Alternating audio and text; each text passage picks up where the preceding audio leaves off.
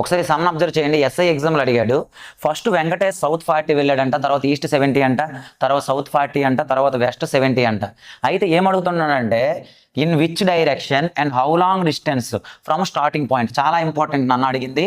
From starting point నుంచి ఎంత దూరంలో మరియు ఏ దిశలో ఉన్నాడు అని అడుగుతూ ఉన్నాడు.